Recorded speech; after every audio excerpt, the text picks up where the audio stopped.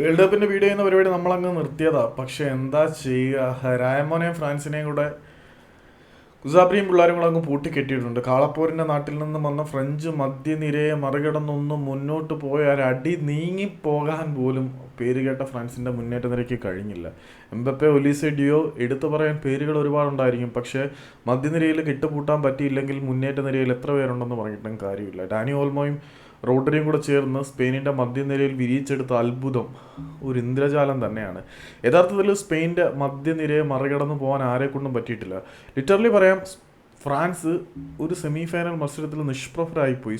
ഫ്രാൻസിനെ കൊണ്ടൊന്നും ചെയ്യാൻ പറ്റിയില്ല. നാണം കെട്ട് ഫ്രാൻസ് തോറ്റു എന്ന് പറയും. 2 ഗോളെ കൺസീഡ് ചെയ്തിട്ടുണ്ടെങ്കിൽ പോലും ക്രിയാത്മകമായ ഒരൊറ്റ മുന്നേറ്റം പോലും സ്പെയിൻ്റെ ഗോൾ മുഖത്തെ കുരുക്കാൻ അവരെ കൊണ്ട് കഴിഞ്ഞില്ല. കോട്ട കെട്ടി പ്രതിരോധിക്കുന്ന സ്പാനിഷ് ശൈലിയോട് പിടിച്ചു നിൽക്കാൻ പോലും കഴിയാതെയാണ് ഫ്രാൻസ് പുറത്തായത്. ഏതായാലും എംബപ്പെ നല്ലൊരു വിടവാങ്ങൽ അർഹിച്ചിരുന്നോ എന്ന് ചോദിച്ചു കഴിഞ്ഞാൽ എംബപ്പയ്ക്ക് ഇനിയും സമയമുണ്ട്. പക്ഷേ ഈ ഒരു വേൾഡ് കപ്പിൽ ഒന്നും ചെയ്യാൻ പറ്റാത്ത ഒരു അനാഥ ശവത്തിനെ പോലെ മുന്നിൽ നിൽക്കുന്ന എംബപ്പയാണ് നമ്മൾ കണ്ടത്. ആദ്യ പകുതി വരെ ആദ്യ പകുതി കംപ്ലീറ്റ്, സെക്കൻഡ് ഹാഫ് പകുതി വരെ എംബപ്പയിലേക്ക് പന്ത് കിട്ടുന്നില്ല എന്നായിരുന്നു പരാതി. രണ്ടാം പകുതിയിലേക്ക് എത്തിയപ്പോൾ എംബപ്പയിലേക്ക് പന്ത് കിട്ടിയിട്ട് പോലും ഒന്നും ചെയ്യാൻ പറ്റാത്ത വിധത്തിൽ രായമോനെയൊക്കെ ലോക്കാക്കുന്ന കാഴ്ചയാണ് നമ്മൾ കണ്ടത്. ഏതായാലും കോച്ചേരിയിലെ രായമോനെ സ്പെയിനിലെ പിള്ളേർ പഞ്ഞിക്കിട്ട് വിട്ടിട്ടുണ്ട്. ഇന്ന് അർജൻറ്റീന ഇംഗ്ലണ്ട് പോരാട്ടം അത് എന്താവുമെന്ന് കാത്തിരുന്ന് കാണാം.